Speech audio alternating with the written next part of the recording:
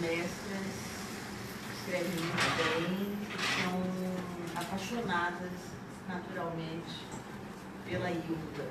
Então a gente vai ter a oportunidade de conversar com duas pessoas que cultivam um interesse enorme pela poesia, pela obra da Hilda, e foram descobrindo a escritora, a autora, a pessoa, a mulher, né?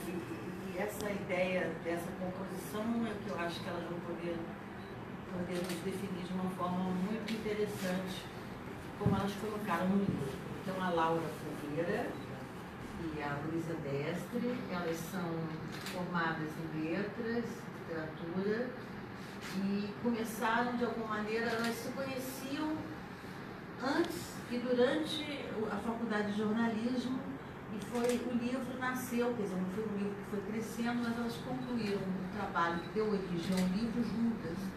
Então eu pediria que elas resumissem um pouquinho para nós essa experiência que tiveram, que é uma coisa rara na literatura, de duas pessoas escreverem juntas um livro, e como é que isso funcionou tão bem.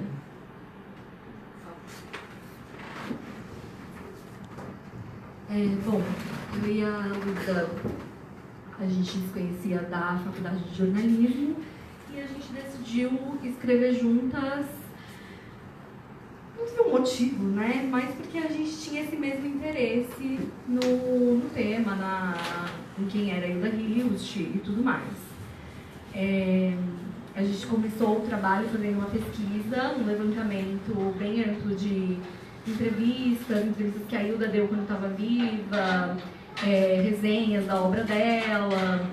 A gente fez um levantamento de centenas assim, de matérias, recortes de jornais, entrevistas.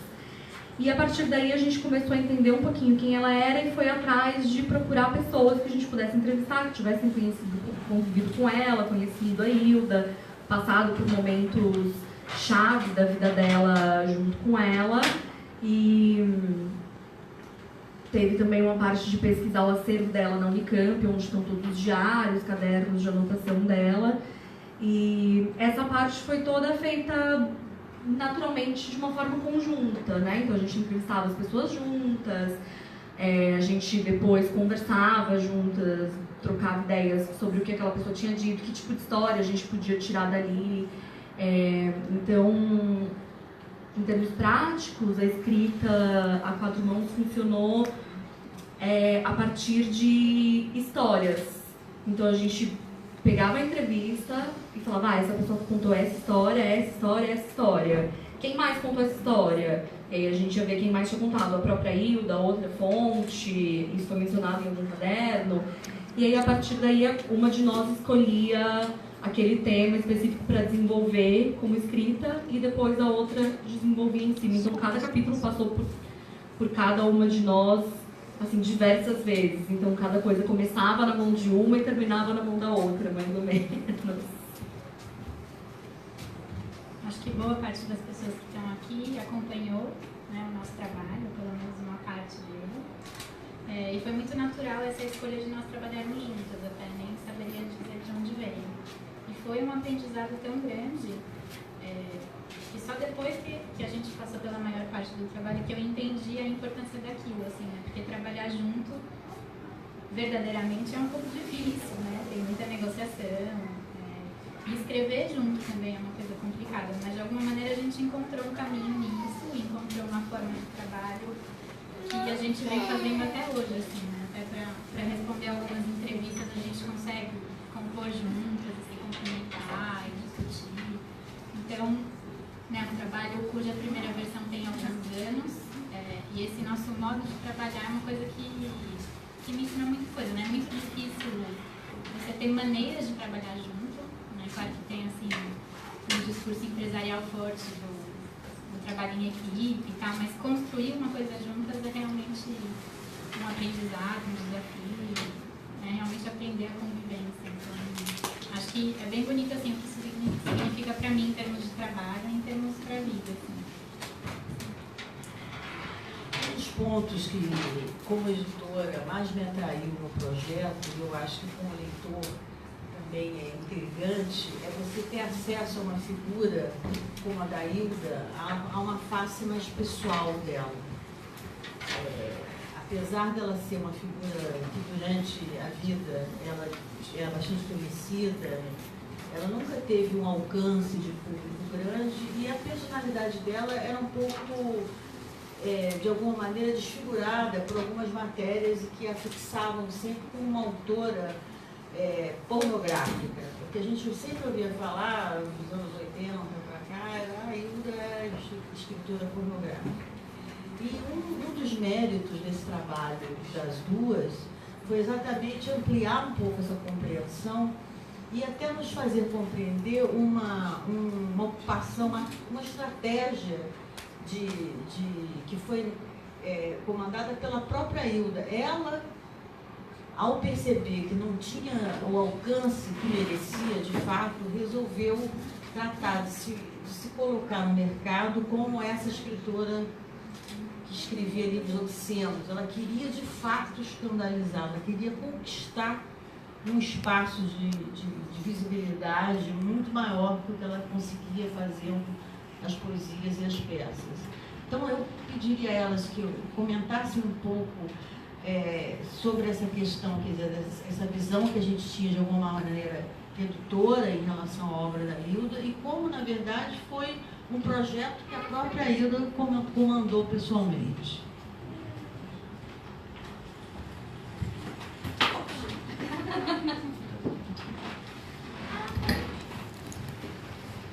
Acho que, como você pontuou, Isa, ela foi uma das primeiras autoras brasileiras que teve consciência do que era preciso fazer para se inserir no mercado. Assim, né? E esse momento da obra dela, que ela passa a escrever literatura pornográfica, é um momento que isso fica muito intensificado.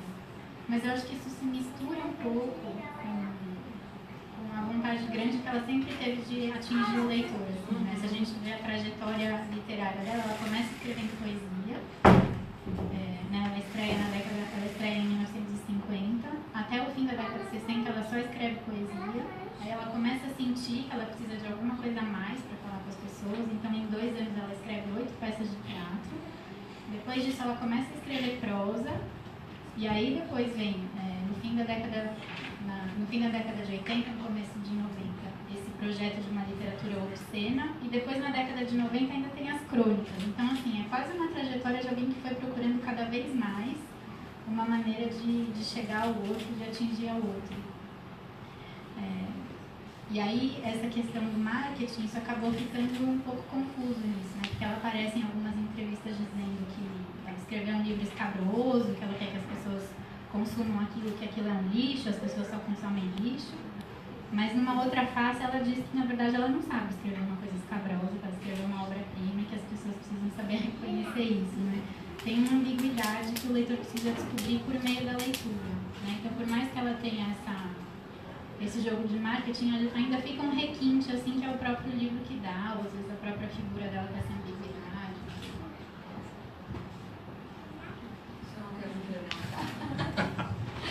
Eu acho que é isso, a coisa do marketing da Hilda, ele funcionou não só nessa face de escritora pornográfica e tal, mas em muitas entrevistas que ela deu. Ela era uma mulher muito consciente da figura que ela estava criando. Então, tanto é que ela reagia ao que o jornalista era. Por exemplo, nessa época da obra pornográfica, tem uma entrevista bem famosa que ela dá para a TV Cultura e que é super interessante de assistir porque você vê ela construindo o personagem enquanto ela está conversando com a repórter. Então a repórter fala: Hilda, parece que mulheres não podem escrever pornografia. Ela não podem, não podem, o problema é esse, mulheres não podem escrever pornografia. E depois ela fala: Hilda, mas esse livro é mesmo horrível, um lixo, obsceno? Ela fala: é um lixo, péssimo esse livro. Ela vai construindo aquilo justamente para dar um pouco o que aquela pessoa esperava. E aí tem uma parte depois, meio que um off, quando não tá gravando, em que ela mesma dá risada e meio que admite que não é exatamente aquilo que ela pensa. Ela não acha que aquilo é um lixo, ela não acha que aquilo é descartável, mas ela tá dizendo aquilo meio como uma cartada de publicidade, assim, que no fim ela nem consegue fazer completamente. Justamente porque ela não consegue negar a obra dela tão completamente quanto o marketing exigiria. Então, é interessante pensar nela como essa personagem enquanto viva, como essa personagem muito consciente de si, assim, em vários aspectos. Essa personagem que ela foi se construindo e foi se revelando para nós, no processo de edição do livro, uma das surpresas, não sei daqui quem já leu o livro, mas eu acho que uma das surpresas que o livro nos revela é uma face anterior a esse momento que a gente aprendeu a ver Hilda mais velha, como escritora de cena e tal, que era uma Hilda extremamente glamurosa dos anos 50, amiga de Lígia Fagundes Telles, nas noites com os carvões e grandes autores e aventuras. E eu acho que é uma personagem desconhecida e muito curiosa, e uma mulher muito atrevida. E eu acho que essa mulher é uma mulher que, enfim, pela qual as pessoas têm curiosidade e poucos conhecem. Eu acho que é muito interessante como personagem, e eu pediria que vocês falassem um pouquinho sobre essa figura feminina de Hilda, nesse momento em que a mulher era mais, enfim, ainda restrita, seus movimentos mais restritos. E depois a experiência dela de largar tudo, quer dizer, ela viveu um momento de grande projeção e vida social intensa em São Paulo, na São Paulo dos anos 50, 60. E depois ela falou, não, chega, agora eu vou para uma casa, para um sítio, escrever. Então, acho que as pessoas teriam um grande interesse em conhecer essa mulher e como ela resolveu abrir mão desse glamour. Essa primeira fase da Hilda, assim, enquanto ela estava meio nascendo como poeta, é uma fase que costuma quase se contrapor à segunda fase de, bem entre aspas, reclusão e da Casa do Sol e dedicação mais total à literatura mesmo. A Hilda participava, como você disse, muito ativamente da sociedade paulistana, né? Então ela estava nas colunas sociais, ela tinha uma vida pessoal muito movimentada em São Paulo e viajava e tudo mais. E a certo ponto ela mesma percebe que aquilo não é o que não combina com a vida de dedicação à literatura e que a obra que ela tinha em mente construir era uma obra que exigia dedicação. E é nesse ponto que ela abre mão dessa vida, dessa primeira fase, assim. Mas essa fase da Hilda muito jovem, nascendo como poeta e fazendo faculdade de Direito, conhecendo figuras da sociedade paulistana, é uma fase interessante de explorar, porque é uma fase formadora também. E que, além de mais, assim, como narradoras, pra gente foi muito prazeroso, porque traz episódios muito gostosos de ouvir, de contar, e que dão um pouco a medida dessa Hilda encantadora, digamos. Os episódios dessa primeira fase dela jovem, uma mulher jovem muito livre na noite paulistana, dão um sabor que depois não é que vai se perder, mas vai se... Exato.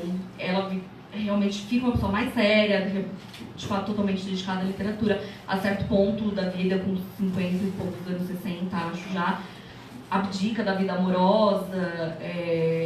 Então, esses primeiros episódios têm uma cor diferente mesmo, assim. Talvez vale a pena falar um pouco da questão do que foi ser uma mulher se dedicando com tanta seriedade a esse projeto, assim, né? Porque a Hilda, ela decidiu que ela tinha uma missão, que era escrever que era compor um projeto literário, que ela acreditava que era grande.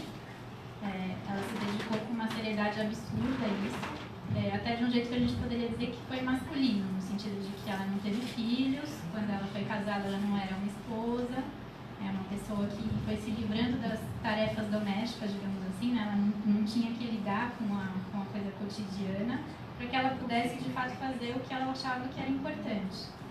E é muito bonito que ela tenha decidido fazer isso, porque ninguém falou para ela, né? Vai, Hilda, você vai ser uma grande escritora, vai atrás disso. Ela definiu para si mesma que ela tinha esse projeto, que ela tinha que seguir em frente, assim. E isso acho que é muito difícil em qualquer altura, para qualquer pessoa, né, se dedicar a uma coisa grande com essa seriedade, e era especialmente difícil também para uma mulher naquela época, né, com uma ideia, até se você pensar numa ideia de carreira que não estava colocada nem para o círculo dela, assim. Por outro lado, ela sempre teve um jeito muito individual de enfrentar essas questões, ela não se filiou a nenhum tipo de movimento, não se identificava como feminista, e no entanto ela foi enfrentando várias barreiras que são comuns, assim, a todas as mulheres. Esse ponto dela não se identificar como feminista, eu acho que é um ponto curioso, eu acho que vale a pena a gente explorar um pouco, que hoje, enfim, a gente está nessa batalha para ocupar o espaço merecido feminino, e ela é um pouco contraditória, na verdade, em relação a essa questão. Tem alguns episódios que ela dizia, isso é coisa de mulher, dizia, tipo, isso é coisa de segunda linha, né? E a gente precisa ver que não era bem assim, na verdade, tomando o ponto de vista de quem falava daquela forma naquela época, era um pouco estar acima até desse tipo de divisão e não querer se incluir, na verdade, em nenhum tipo de bandeira. Ela prezava um pouco essa independência, como a Luísa falou bem, ela agia como um homem, né? Ela com 16 anos ela já tinha namorado, com 18 ela ia atrás tem aqueles episódios em que ela ia atrás simplesmente das pessoas que ela queria. O segundo, o terceiro marido, ela estava andando com uma amiga dela lá dentro da Campinas, então passa, ela vem cá, me deu o cartão, meu nome é Hilda, eu quero conhecer você. E casou com ele. Mudou a vida dele. Mudou a vida dela também, mudou a vida dele. Ele foi para casa do sol, foi ele o cara que ajudou ela a fazer o sítio. Quer dizer, ela tinha uma liberdade absolutamente extraordinária e, né, peculiar, né, muito, enfim. Eu gostaria que vocês desenvolvessem um pouquinho essa ideia de como isso podia estar em contradição com o feminismo. Vocês afinal acham que ela era machista?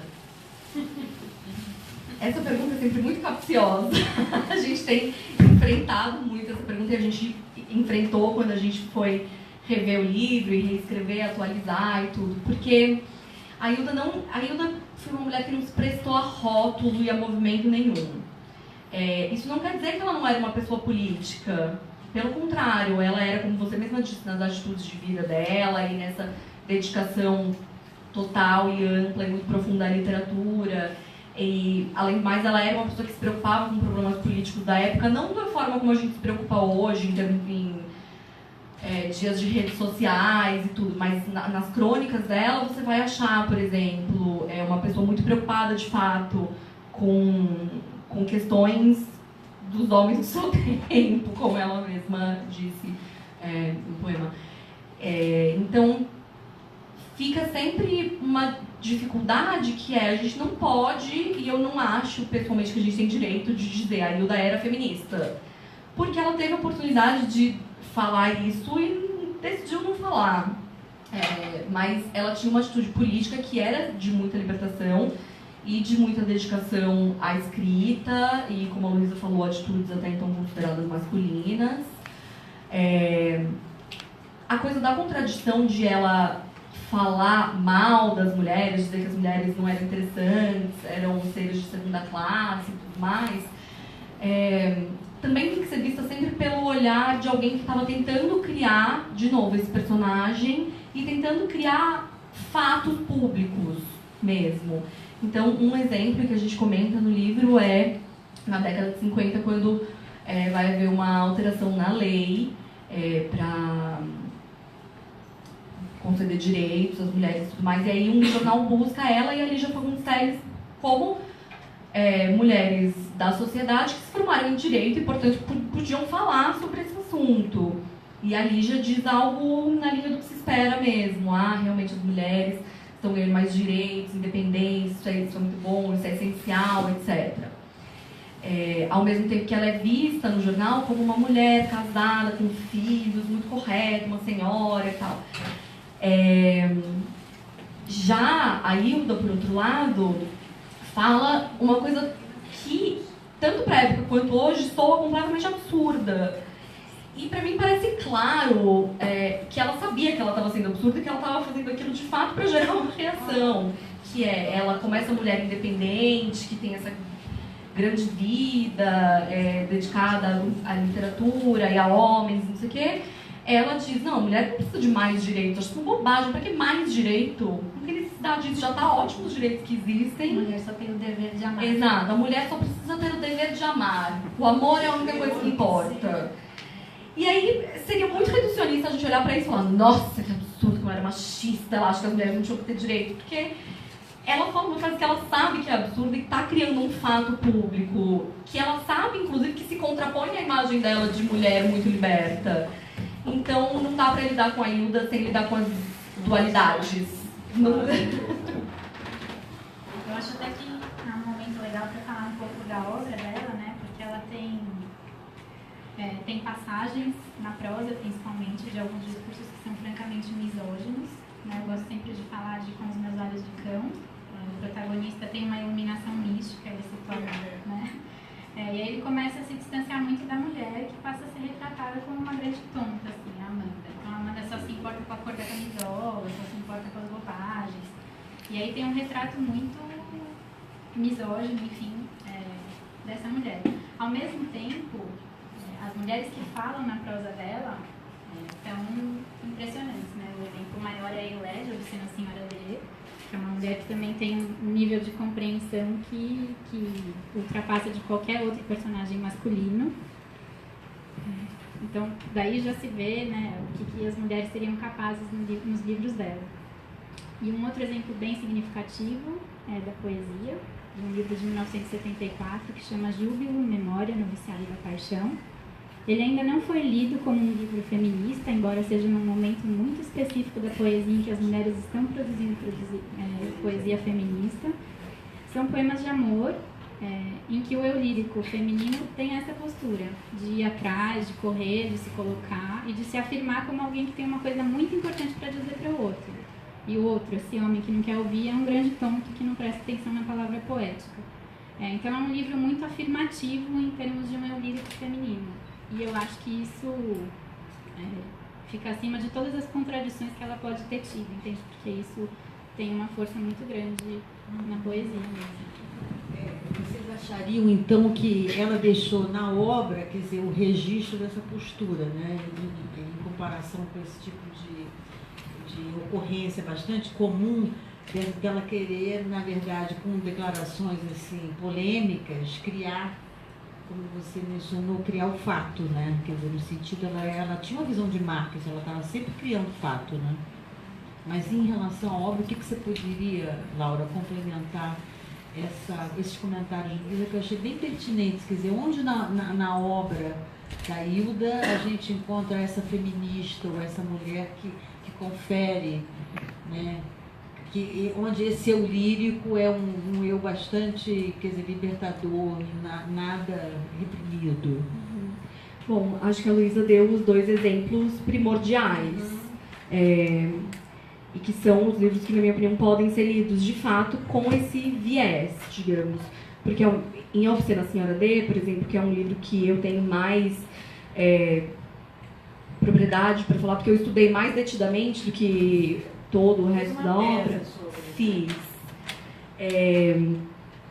E da mesma forma que em Com Meus Olhos de Cão, você vai ter o Amos Oz tendo essa iluminação e se contrapondo a uma mulher, a uma esposa que é muito tola e muito fútil e tal.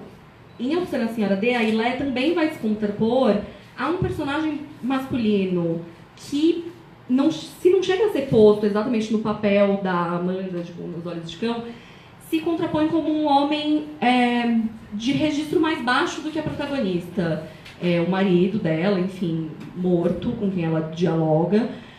E que a Hilda vai retratar de fato como um homem que não entende os questionamentos da Ilé, que não capta mesmo. Então a Ilé é uma personagem que está além da compreensão tanto dele quanto das pessoas do mundo mesmo, da vizinhança. Então é uma personagem tão forte que muita gente chamou de, enfim, uma espécie de duplo da própria Hilda. E aí o que eu acho mais importante, na verdade, é ter em mente que, com todos os fatos que ela mesma criava sobre si, e as entrevistas e as histórias que ela contava repetidamente, a gente pode olhar para isso, e isso é interessante e é gostoso de olhar, mas a gente ainda tem que buscar na obra.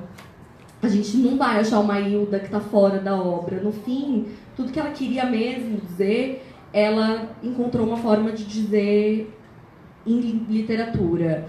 Então, acho que é legal manter isso em mente também. E é interessante a gente estar falando disso, porque eu não diria que são questões que eu não diria que a vida dela se retrata na obra, nem que a vida seja uma chave para a obra, nem nada disso. Mas eu acho que ela própria diria, finalmente, que para entendê-la a gente precisa ir para a literatura mesmo, para entendê-la mais completamente. Só para fazer um paralelo, que eu falei que ela sempre enfrentou as questões de um modo muito individual, né? Então, ela foi uma mulher que venceu as barreiras na vida dela, assim. E na literatura isso acontece muito também, né? O peso está sempre no indivíduo, né? O indivíduo que recebe os questionamentos, e isso recai sobre a mulher no sentido que é o seguinte: a mulher é um ser que tem muito mais facilidade para se enrolar nas coisas cotidianas do que o homem. Os personagens dela são um pouco isso, né? Então as mulheres se apegam com muito mais facilidade às coisas materiais, às futilidades, enfim, do que os homens. E aí, por isso que eu acho que entra num discurso complicado, às vezes, esse discurso misógino, porque a culpa está sempre nisso, né? Então, você é mesquinho, você é fútil. Várias vezes tem um pouco esse tom de acusação, né? Que é o que acontece no caso dessa personagem Amanda, por exemplo. Então, agora, só para fazer esse paralelo, assim, com a questão do foco no indivíduo mesmo.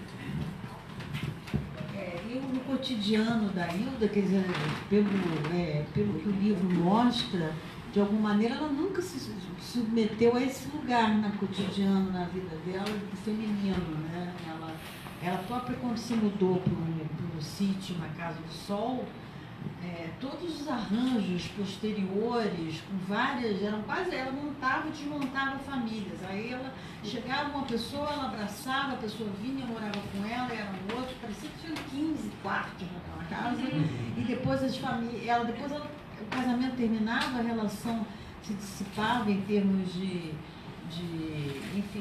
amor, de tesão, sexo, e os maridos continuavam morando juntos. Quer dizer, eu acho bastante impressionante, eu acho que as pessoas têm muita curiosidade também de saber como ela... E ela montava aquele cenário, aquele cotidiano, e foi um propósito devotado à literatura, né? Quer dizer, ela foi para lá para ter essa experiência definitiva em relação à própria carreira e vida profissional dela. Eu acho que, se vocês pudessem falar um pouquinho sobre essa experiência da Casa do Sol, que as pessoas... A gente tem uma visão ainda um pouco nebulosa em relação a isso. Acho que vocês podiam aprofundar isso um pouquinho para nós. Bom, a experiência da Casa do Sol, como a Luísa já falou, teve muito a ver com ela se... Foi quando? Foi na década de 60. Então, ela estava com 36, mais ou menos, quando ela decide se mudar para lá, e aí ela desenha uma planta da casa, manda construir e tudo mais.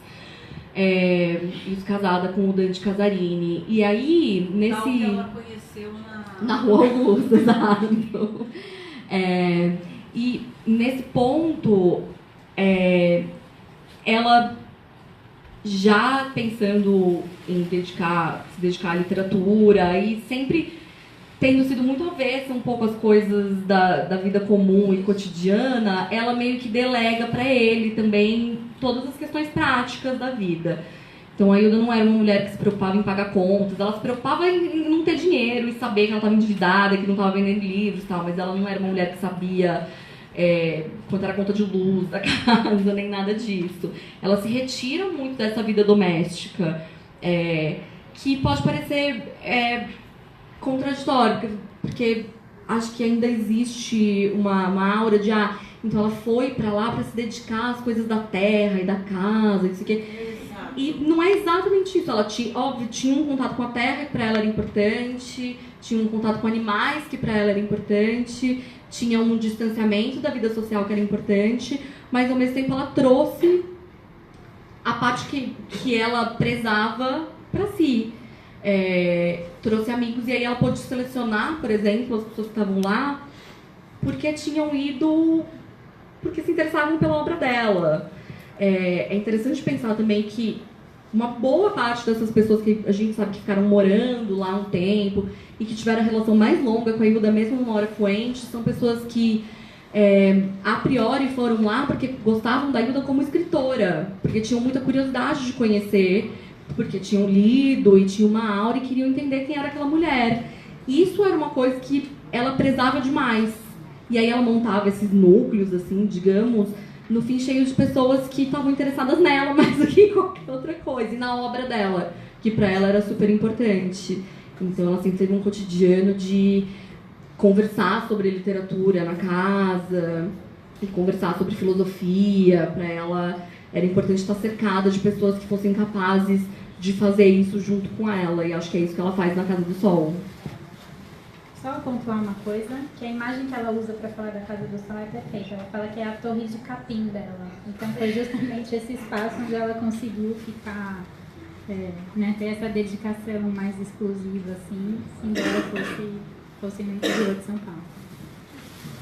E na casa ela viveu com muitos escritores que passavam temporadas lá e que renderam histórias mágicas. Inclusive ela tem essa história meio de ligação com figuras do além ou vozes de mortos, né? Ela tinha um pouco ela passou alguns anos vidrada num projeto curioso, que era aquele que ela ficava ouvindo no gravador que ela tinha de noite, horas e horas, ver se conseguia se falar, se comunicar com não apenas com pessoas da vida dela, mas com figuras como Kafka, não é? Que ela ficava procurando encontrar ou ouvir a voz deles. De onde vocês acham que surgiu essa vontade, essa ligação dela com esse desejo dela de falar com os mortos?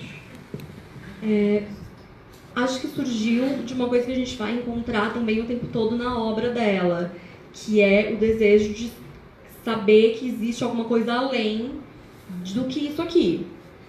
De saber que o mundo não se limita a isso. Tem a ver com a busca pelo divino. Essa busca pelo divino passa pelo místico, passa pela ciência, passa pela física quântica. Ela se dedicou o tempo todo a achar esse grande outro. E aí eu acho que na vida dela ela foi fazendo experiências que tentavam mostrar, como se ela estivesse tentando comprovar para si mesma que existia sim esse grande outro. Existia alguma coisa em algum lugar e uma hora ela ia conseguir entender, se não por meio dessas experiências de gravação nas ondas do rádio, então por meio da física quântica. Ela fez continuamente essa busca de uma hora eu vou conseguir provar, vou conseguir entender o que existe nesse grande além, assim, quem é esse grande outro que eu estou procurando. Eu acho que vem daí mesmo, e é uma coisa que a gente vai ver replicada na obra dela. Uma das poucas coisas que eu acho que a gente vê na vida e vê replicada mesmo na obra, não exatamente em fatos, mas em termos de uma busca. E parece que a casa, o sítio na Casa do Sol, ele acaba sendo um pouco um cenário de experiências, assim, não místicas, um lugar onde aconteciam coisas curiosas. E tem um episódio sensacional que numa das noites em que o Caio Fernando Abreu, que era uma figura que frequentava com regularidade a Casa do Sol, e eles se encontraram, passaram uma madrugada juntos ali perto da figueira, que era a grande árvore da casa, era o Caio e mais alguns estavam nessa noite, em que o Caio ainda tinha 20 e poucos anos? 20 e pouco, imagina, aquele homem incrível ainda tateando na literatura, e aí eles estavam lá na noite, imagina, Caio, Hilda, e bebendo provavelmente algum vinho e tal, e ele falou, eu quero realizar 3 desejos. Conta, Laura, você é boa para contar. Os 3 desejos que o Caio quis realizar naquela noite. Vou lembrar de cor os desejos dele? Eu Você lembro. lembra? Eu acho que eu lembro, mas eu posso errar um desejo, então. Primeiro desejo, ele queria se mudar para o Rio de Janeiro. Depois ele queria ganhar um prêmio literário. E ele queria mudar a voz. Mudar a voz, porque ele tinha uma voz fraca e queria mudar a voz. E Meio aí, fina, Uma voz enfim, ele fina. tinha uma vergonha lá da voz dele. e aí nos dias logo em seguida, ele foi recebendo as notícias, né? Ele ganhou um prêmio, agora eu não me lembro exatamente qual que é. Um amigo chamou ele para na casa dele no Rio de Janeiro, e a voz dele misteriosamente se alterou. Não sei se era uma puberdade tardia, não sei o que. Não tem explicação pra isso. Mas a fogueira virou uma fogueira mágica para quem fosse visitar a Casa do Sol, chegava lá. Embora isso não tivesse se repetido, depois, pelo que Só foi conta, com Caio. foi só com o Caio mesmo, mas a Figueira ganhou esse ar mágico, mesmo assim. E que outras figuras notáveis da literatura que conviviam com a Hilda? Conta pra gente um pouquinho como é que foi o cotidiano na Casa do Sol, Luísa. Tem uma pessoa aqui que poderia contar pra gente, né? Você não quer esse?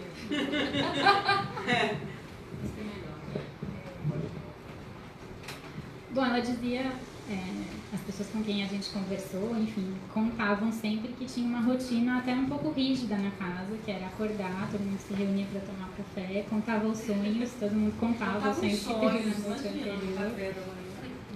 Depois cada um se recolhia e estudava, trabalhava, e no fim do dia todo mundo se juntava de novo para conversar, para trocar ideias, dizer o que tinha produzido ou não. Então tinha um jogo bem interessante, assim, né, do que cada um estava produzindo e depois das trocas que todo mundo ia fazendo.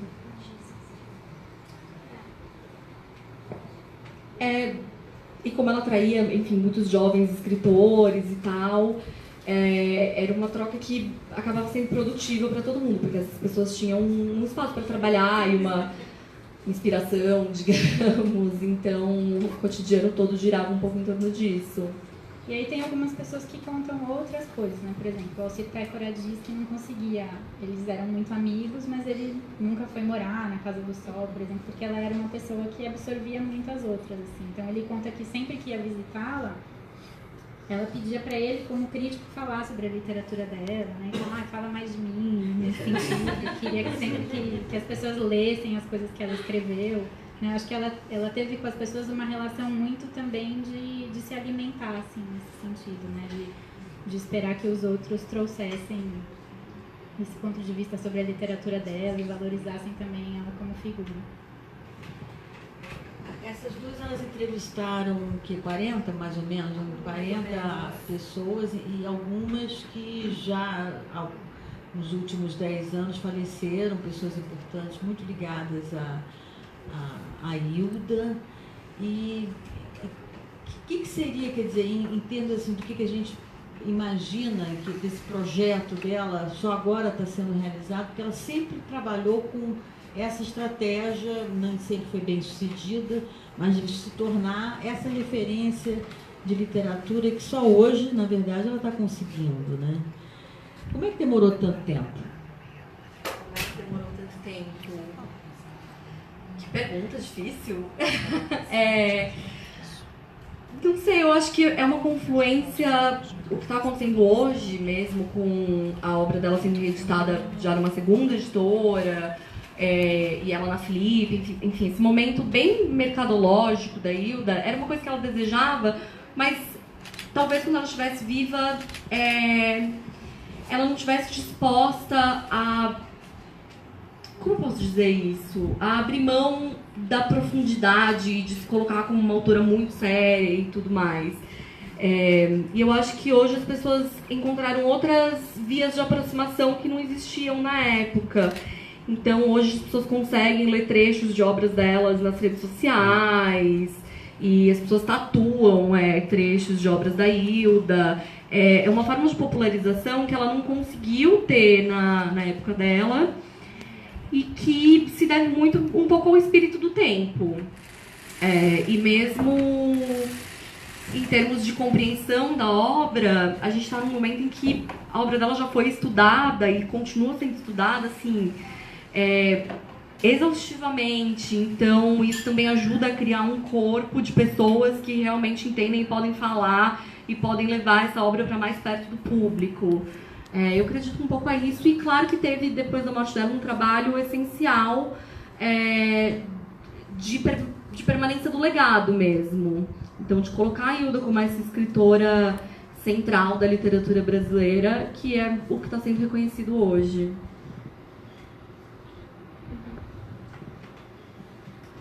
Para mim, a pergunta que mais intriga talvez seja por que isso está acontecendo hoje, na verdade. Né? Porque ela está recebendo um tipo de atenção que eu não me lembro de ter visto algum autor receber essa atenção como ela está recebendo, especialmente este ano. Assim, é uma mobilização muito impressionante. Nenhum homenageado da Filipe teve o que ela está tendo. E de uma maneira curiosa, assim, porque é uma obra que resiste muito a isso. É uma obra muito difícil, é uma obra que te desafia o tempo inteiro, só traz perguntas. Você tem que aceitar que você não entende tudo, porque senão você vai ficar louco e não vai conseguir seguir naquilo. É uma convivência devagar, né? Você vai lendo, e aquilo um dia vai fazendo sentido, enfim. E, no entanto, ela tá assim, essa figura incrível que todo mundo tá falando, tá procurando. Eu acho que tem algumas estratégias que funcionaram muito, assim, né? Primeiro, ela foi editada de um jeito na Globo impressionante, que também nenhum outro autor foi. A obra inteira em pequenos livros, assim. Agora, reeditada de novo, por uma editora grande. A questão da Flip. E uma coisa também que a Laura costuma falar, que é um trabalho do Instituto Hilda Hilst, que é de aproximar muito, assim, do público mais jovem. Então, até via Facebook e alguns eventos que promovem, algumas estratégias que falam mais a linguagem do nosso tempo, nesse sentido até de um consumo grande, assim. Então, é um conjunto de coisas bem interessantes, assim, que está levando a Hilda a esse lugar. Acho que agora todo mundo já ouviu falar dela, né? Eu gostaria de, enfim, abrir para quem quisesse perguntar alguma coisa para elas. Eu acho que elas são uma fonte. Quero fazer várias perguntas, mas essa coisa do transgressivo, que é insistentemente afirmado na Hilda, e que não é desde sempre, né? E a sua transformação numa mercadoria valiosa e circula muito, remete vocês à normatização da transgressão? Isso tem alguma coisa a ver com uma espécie de culturalização das políticas feministas?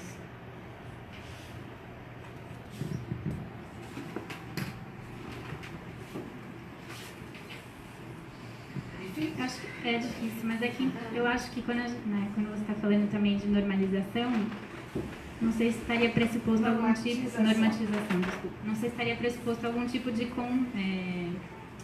consenso em torno da obra dela, que eu acho que não existe muito, né? É uma obra que vem sendo estudada de maneiras muito diferentes, assim, servindo a várias linhas, a vários tipos de comparação, como objeto é visto de diferentes maneiras. Então eu não sei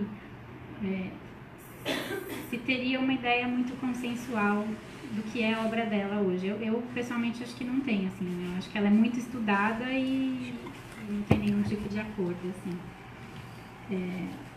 Talvez a questão do feminismo seja importante, mas é que mesmo aí eu acho que ela escapa muito, entendeu? Porque ela tem um lado muito grande de afirmação da importância da mulher, mas tem um outro lado que é contra isso. Então também, mesmo que seja por esse caminho, é uma apropriação muito parcial, né? Uma apropriação que ignora todas as dificuldades que ela foi colocando.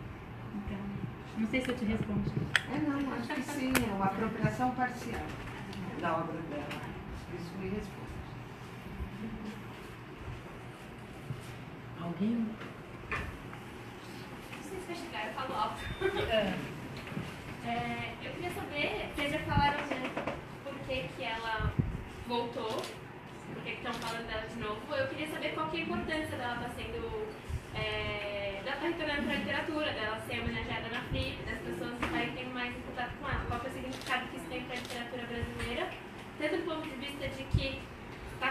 movimento geral no mercado editorial de tentar trazer mais autoras mulheres, principalmente autoras mulheres brasileiras. Enfim, o que a Hilda fez de importante para a literatura agora? Você quer a resposta otimista ou a pessimista? Vamos começar com a otimista. Eu juro que ela falou, vamos começar com a otimista. E deu foi pra mim, tipo, vê aí. Bom, o fato de a Hilda estar sendo homenageada esse ano, você falou do movimento do mercado editorial, de trazer mais autoras e tudo mais, não é uma coincidência. Eu acho importante dizer isso. Não é porque, de repente, alguém falou, nossa, e se a gente homenageasse a Hilda? Não que isso não pudesse ter acontecido de forma coincidental, mas não acho que é. De fato, existe um movimento que não é institucional, mas é de pressão coletiva, que começou por uma pressão coletiva de inclusão de mulheres.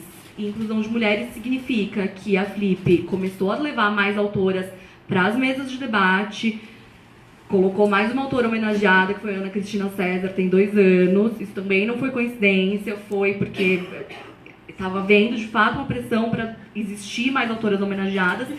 E, por fim, deu o passo que eu considero pessoalmente o mais importante, que foi escolher uma curadora, não só mulher, mas ligada a esses temas, que dá realmente importância à representatividade.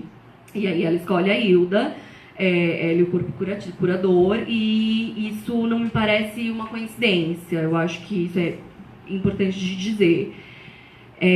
Agora, o que isso significa para como a gente vai escrever a história da literatura e qual vai ser o lugar da Hilda nessa história, eu acho que o mercado ainda determina algumas coisas, ainda determina o lugar que a gente coloca os escritores.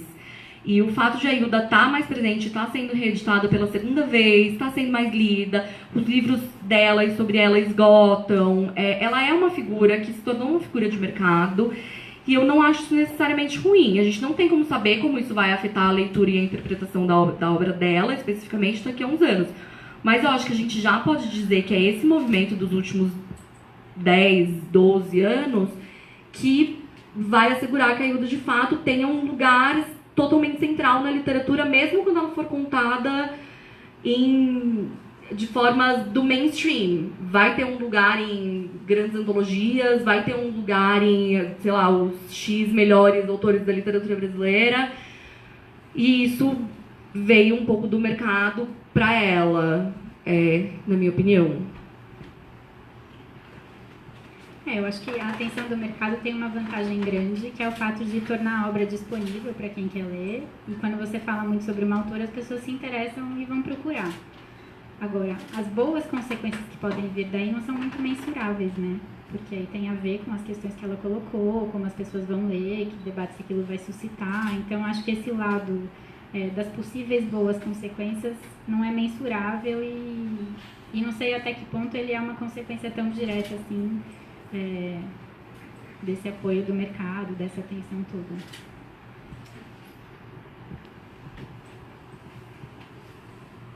Sim. Não, pode depois. Eu cheguei atrasada, não sei se vocês já falaram sobre isso, mas se já falaram, depois eu leio o livro e vou ver. Mas o título, por que eu e não outra? Eu também queria saber. Esse título tão anti-namoro, tão anti-pessoa, tão estranho às vezes, se ouvir falar de poesia e literatura, que é essa coisa super afirmativa, num trabalho que é de crise, de crítica. E como é que vocês chegaram nesse título? Não sei se vocês já falaram. Vocês já falaram? Não, ainda não. A gente não queria assim, entregar tão diretamente, mas já que você perguntou, e a gente está aqui entre amigos, é o fragmento de um poema dela, de um poema de sonetos que não são. É um verso em que ela diz a aflição de ser eu e não ser outra. Então, é um livro da década de 60, é um eu lírico feminino que fala um pouco nessa situação, não sei bem quem eu sou, será que eu sou quem eu sou, né? Tem uma questão em relação ao amado, diante de quem ela se coloca. Mas quando a gente recorta e coloca nesse contexto, ele vira afirmativo, né? Essa sou eu e não sou outra. Então tem um movimento que valoriza talvez até assim, cronologicamente, ela teve essa afirmação, né? Ela foi uma pessoa que depois com muita facilidade dizia eu e não outra, né? Diferentemente do que estava nesse poema, assim. Então fica um jogo interessante, a gente achou. Pode falar. Bom, eu sei que vocês estudam lá há muito tempo, mas eu não sei há quanto tempo vocês estão escrevendo o livro, né? Porque foi uma coisa super segredo e tal. Eu só não saber. Mas eu queria, como vocês estudam lá há muito tempo, e a Hilda é essa pessoa que, enfim, traz muita bagagem, uma pessoa surpreendente, eu queria saber se vocês, depois que vocês começaram a escrever o livro e começaram a retomar e ter tomado outras entrevistas, se vocês se surpreenderam com alguma coisa que vocês não sabiam antes dela e passaram a descobrir, mudou alguma visão sobre ela para vocês? Ou reafirmou naquele episódio? Se mudou alguma visão sobre ela? Durante o trabalho? Ou... Durante a escrita. Porque, pelo que eu saiba, vocês já estudavam ela antes de escreverem o livro, entendeu? Mas mudou alguma coisa depois que vocês passaram, se aprofundaram para escrever o livro, a visão sobre ela? A primeira versão desse trabalho tem alguns anos já. Tem 12 anos. Né? E foi uma primeira aproximação nossa com ela. Então foi realmente um momento em que a gente descobriu tudo. Né? A gente partiu assim, de uma ideia vaga que a gente tinha sobre quem ela era e foi pesquisando nas entrevistas, nas pesquisas de documento, enfim, que a gente foi construindo essa personagem. Depois desse trabalho, as duas foram estudar a obra da Hilda. Né? Então a gente revisitou esse trabalho com esse olhar já de alguém que fez a pesquisa sob outro ponto de vista. E aí talvez nesse sentido a gente possa falar, né, que houve assim algumas mudanças, algumas percepções diferentes até em termos de contexto, assim. Quando a gente escreveu a primeira versão do trabalho, esse debate sobre o feminismo não era assim tão presente, né? Então foi uma questão que aparece muito em torno dela, então a gente de alguma forma teve que lidar com isso, assim. Não sei se a Laura quer comentar. Eu acho que o retorno ao trabalho trouxe algumas coisas, algumas descobertas. Mas não foram descobertas em termos de fatos, nem nada. Não é que a gente olhou e falou, a gente descobriu um fato novo que a gente quer revisitar. A gente teve a condição de olhar para esse trabalho que a gente tinha feito anterior e daí, tendo passado 12 anos estudando a Hilda e a obra dela, olhar para ele de uma forma mais crítica, né? Então, olhar e apontar questões como essa, do feminismo, ou conseguir entender momentos em que a gente tinha sido talvez ingênua na primeira redação, então que a gente tinha comprado totalmente a versão da Hilda, por exemplo, de algum fato. Acho que esse foi o olhar crítico que a gente conseguiu ter depois desse tempo todo, assim. Mas não lembro de uma descoberta, assim, não foi uma coisa de a gente reler e falar, nossa, isso mudou totalmente. Isso acho que a gente não teve, né? Pelo contrário, a gente se surpreendeu, talvez, de descobrir que era um trabalho que se mantinha e que a gente ainda conseguia ver como importante e tudo mais. Tem mais alguém? Porque são... Você, pode fazer. Não, só... Foi uma cena. Mas então, que são 8h15, né? Elas querem, enfim, vamos dar os autógrafos e se tá todo mundo feliz, a gente termina aqui.